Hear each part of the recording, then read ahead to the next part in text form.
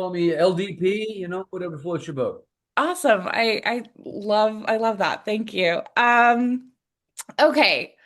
This movie is so fun. Um I loved it. What was the line or scene when you read the script that's like, I've got to do this? Honestly, pretty much from Jump Street. I mean, Malcolm was attached to it when they sent it to me. And, boom, all of a sudden you've got this director watching a rehearsal. I went, okay, I know how that goes. Yeah. And I think literally on page two, when he's giving notes, it was killing me. It was killing me because I've given those notes and I've taken those notes. Yeah. And so it's like I know this guy. I know this guy, and I can be this guy. And then as that reality, that character continues to twist and continues to escalate, it just got more fun and more fun and more fun as it went. So yeah, I was hooked, and then the rest of it just reeled me in. Good. Good. Brent is a director that is sort of at the end of his rope, which you sort of hinted at, and slowly loses his morality, the little that he had, as the production rolls on.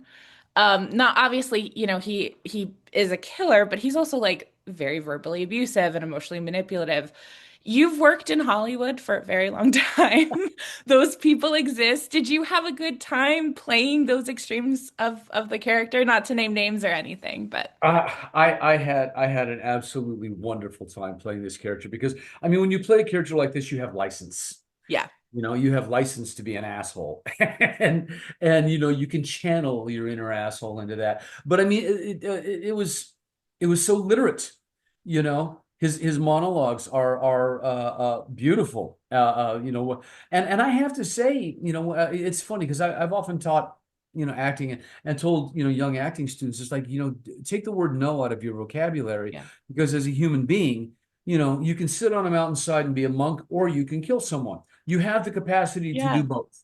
You really do, if you will allow yourself to imagine that. And that's where I go with Brent. Somebody who's, you have to understand his mental state, but you have to give him the respect to embrace his worldview. And in some of Brent's worldview, there's a lot to admire. His respect for the art, his respect for the written word, for Shakespeare, for the craft of acting and directing, and you take that to an extreme degree to where he'll kill somebody for dropping a line. That's where it gets a little psychotic, but also fun. Really, really fun. As you mentioned, Malcolm McDowell plays a charismatic and chaotic janitor, we'll say, that Yes, furthers your that's descent. good. Yes, let's leave it at that. He furthers your descent into madness. Your chemistry with him is off the charts. I was always looking forward to the next scene with you guys together. Can you talk a little bit about working with him? I so appreciate that. Thank you so much. Uh, yeah, it's funny because I'd done a film that had me and Malcolm in it, Right. and we have a scene in it. But when I showed up on location in San Antonio, Malcolm had already been done, and they had to put me together with him by a green screen and over-the-shoulder body doubles. Because it was another little low budget thing, and Yeah. they shot him out in 3 days, and they shot me out in a week, and so I had appeared with him, but I had not acted with him, Right. and that scene that's on the stage where we first meet is the first scene that we have together, and it's a 5-page scene at a clip, and Max really, as a writer and a director, he knew what he wanted. He knew, we shot it very, very sparingly, in that there wasn't a ton of coverage and there weren't a lot of takes. And so, Malcolm and I didn't have, weeks of rehearsal to develop a bond and whatnot. No, what you see is what you get. I mean, we hit it off literally, through the first rehearsal. And I've been such a fan of his for the longest time. He was aware of my work and was, very kind and warm to me. And so just automatically, we sort of had this friendship that obviously translated, into the relationship on stage. One thing I loved about this film is that there are subtle references to other films about artists slowly going mad. Like the one Yeah. I can think of directly is Marcus, who plays Brutus in the production, the leading actor there. His dressing room is very reminiscent of the bathroom in The Shining. 100%. I And mean, so I that was, is not by accident. yeah, I was wondering what references did you discuss with director Max? Is it to Zane's? Sanus. To Yeah, Zane's. Max Okay. Sanus. And were there Um, any other like psychotic cinematic killers that you pulled from? well, I mean, there's definitely Jack. There's a lot of Jack there. You hear me working, you hear that typing, Wendy. There's Yeah. a little bit of that, and I try not to get into that. But it's also, someone who's kind of losing it.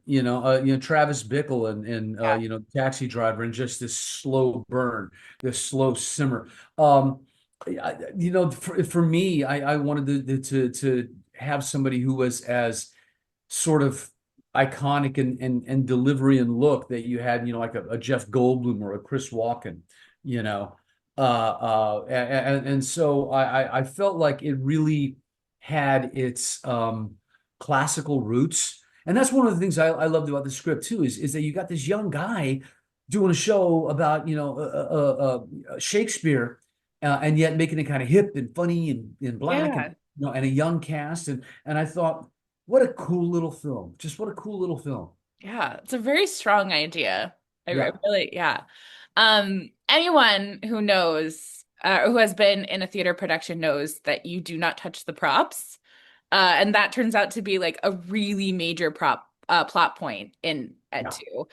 2. Is there a prop from your days on stage or on screen that gave you trouble in any Oh capacity? my gosh. Yeah, I mean, tons of trouble. The first thing that comes to mind is Young Guns 2, where I have the bolo knives that I'm twirling, Yeah. right? And so I had enough advance notice to where I said, okay, hey, listen, you know, make that bolo knife the length and the weight of a drumstick so that I can practice on it at home, which is why I got so adept at it. When I get to set, I'm twirling the real ones, and that's great. But then when we go to do the fight with Christian Slater, they give me the rubber dummies. The problem was they were much lighter and would not Mm, twirl the same way. So I had to be really careful and use the real knives. And I've got these little nicks. I've never committed, tried to commit myself, or off myself, I should say. But I have these nicks from twirling the knives, and the real blades actually, nicking me as I was doing the fight scenes. So yeah, that stuff is not a joke. And mm. obviously we're all aware of accidents that have ended up, being fatal on set. So this is not something that is so out of the realm of possibility as to be unbelievable. Absolutely not. Yeah. Um, this psychological slasher takes place during the production of Julius Caesar, as we mentioned. Is there like a Shakespeare role that you are dying to play? Like a King Lear or a, you know. Yeah, I'm going to give myself another 10, 15 years to play Okay. Lear. Okay. Didn't mean to I'm insult. I'm right at the edge of playing the Scottish king. Yes. I'm probably too old for it even now, with vaulting ambition. But I've always wanted to do that one. It would be fantastic to get back and do some Shakespeare. I haven't in a million years. But I mean, that's my goodness, that's such a wonderful challenge in and of itself. That's awesome. Congratulations on the play. Thank you, or not the play, the movie. The play didn't go so well. Congratulations on the movie. And thank you so much for talking with me. I really appreciate it. My pleasure, Cortland. Thank you so much. Thank you. Thanks for checking out the show. If you like what we're laying down, please subscribe to our channel and click the bell to receive notifications for all of our latest stuff.